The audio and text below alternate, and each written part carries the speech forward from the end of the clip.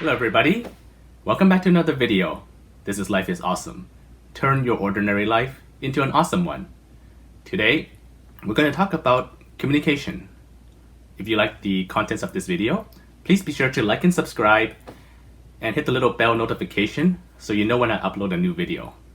Okay, what is communication? Well, we learned it since we were a baby. When you needed something, you would cry, and then your mother would attend to your needs. Communicating is very, very important. Whether it's at work, or with your spouse, or with your kids, or with your friends, or even with strangers. You have to know how to communicate effectively in order to succeed in life. If you don't know how to communicate, well, you're in for a rough ride. One of the best ways to communicate effectively is to know your audience well. You have to know their backgrounds. You have to know what they need, what they want.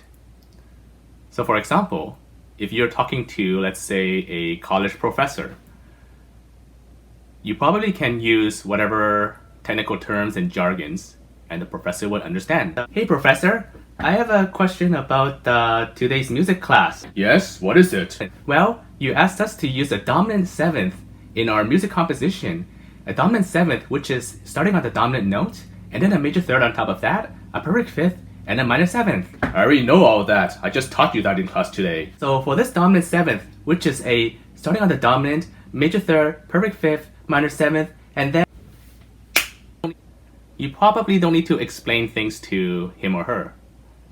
Whereas if you're talking to a student, it's probably better to assume that you have to explain those technical terms and jargons so that they understand. The person you're talking to and what background they're from is very important.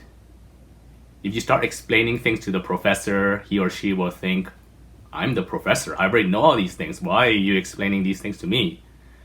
Whereas if you're trying to teach a student something and you're using all kinds of technical terms and jargon, he or she might just be overwhelmed. It's very important to know your audience. The next thing to know is you have to anticipate what their needs and wants are.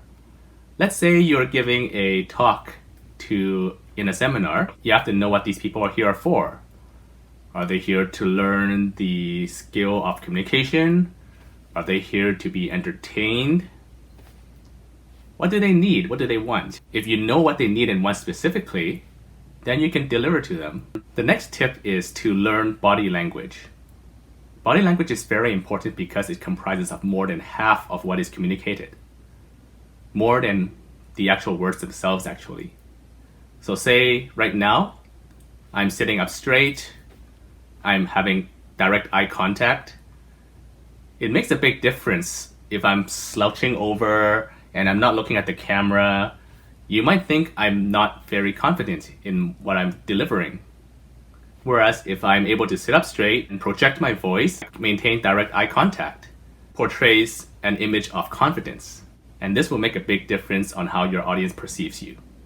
The next tip I have for you when communicating with somebody, say your spouse or a friend, is to ask them to paraphrase back to you what they've heard. Sometimes what you say and what they heard are two completely different things. So honey, what I need you to do is, I need you to go pick up the kids, go buy the groceries, and then after that, you can go lie down on the couch and have a rest, okay?